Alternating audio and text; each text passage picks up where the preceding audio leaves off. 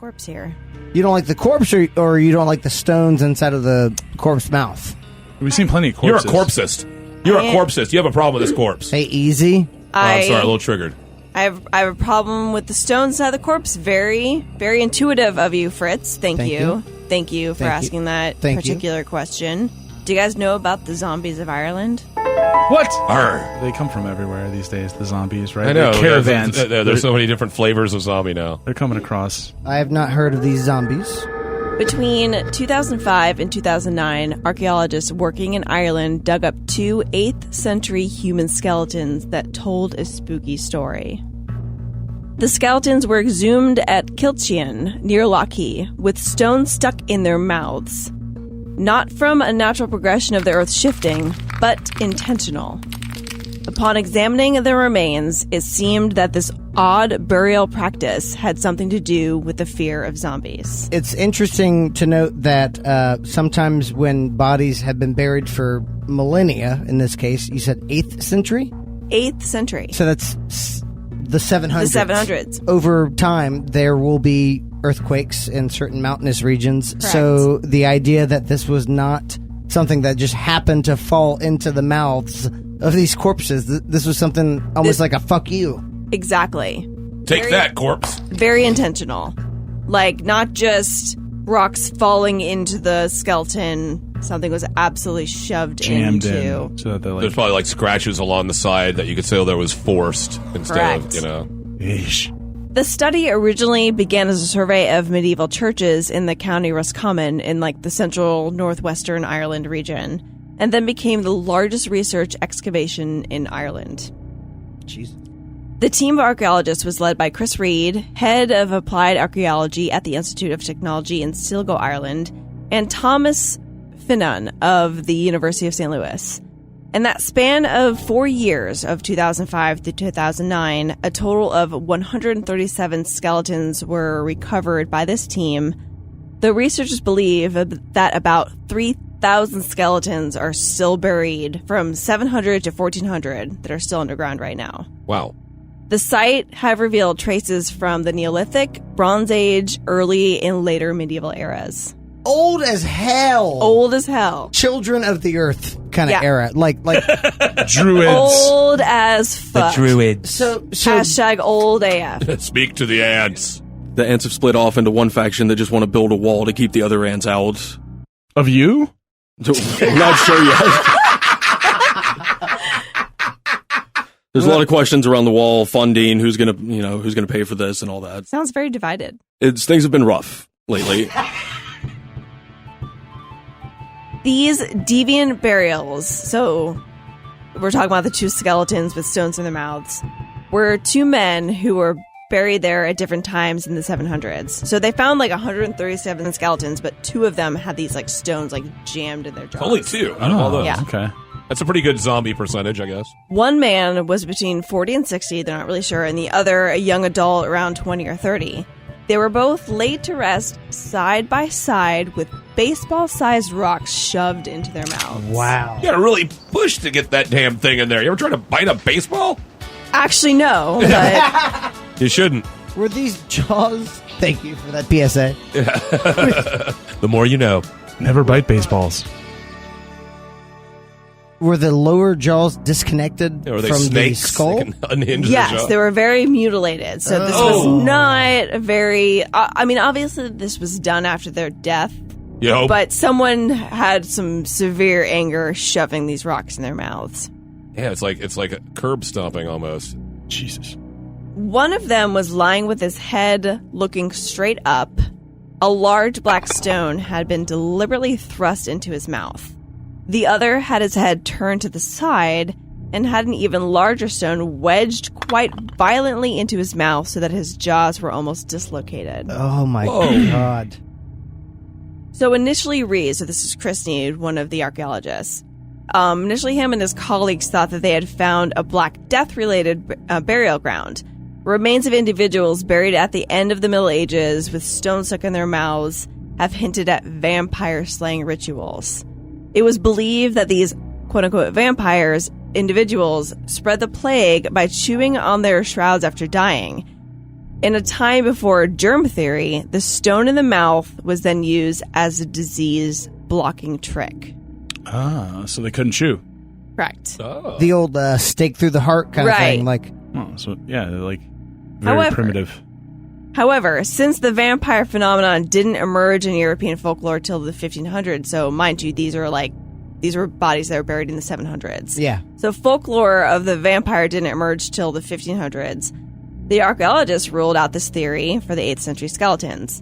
In this case, the stones in the mouth might have acted as a barrier to stop the revenants from coming back from their graves. Okay, so this is a little close to home for you, I'm Of course guessing. you would tell us about Just a little revenants, close to Angela. home for you, isn't it, huh? Maybe. I'm afraid of you. I don't know what you're talking You about. should be. Revenants, whatever Yeah. they are, Yeah, who knows?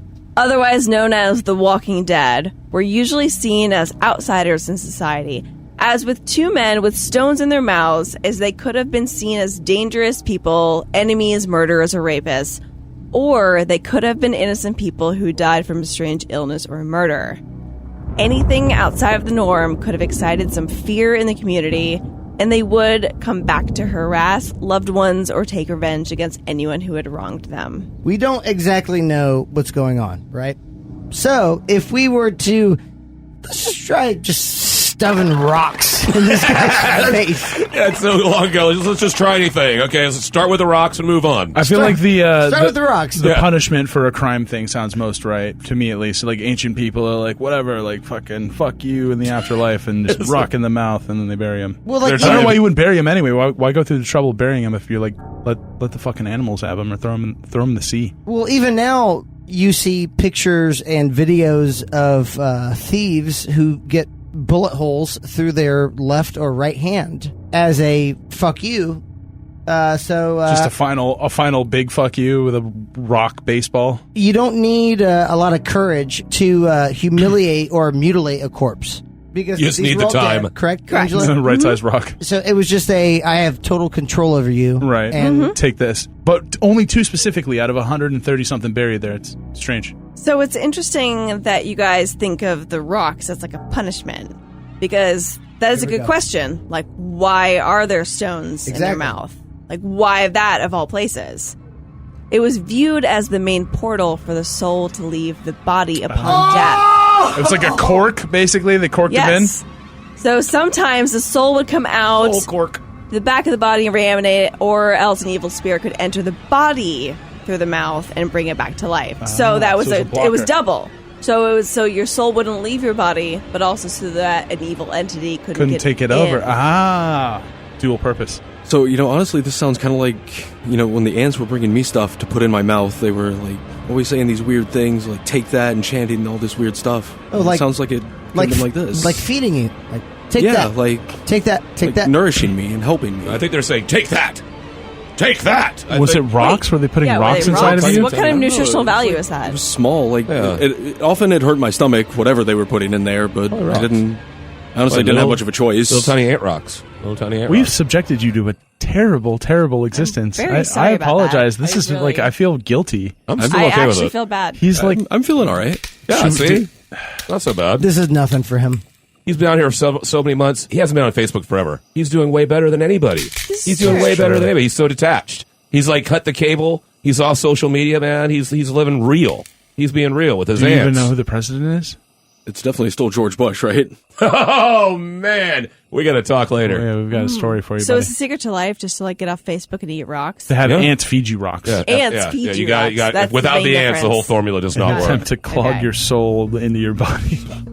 According to Christina Kilgrove, a biological anthropologist at the University of North Carolina, the burials dating is particularly interesting as it appears to predate historical records on revenants. Interesting. She was also intrigued by the fact that the two males were not buried at the same time. However, they were buried side by side. So It was a specific place to put these type of people. Exactly. So The rock mouths. it's a non-traditional manner, which suggests that these burials were not accidental or careless. There was an intention on having a specific plot for these potential walking dead.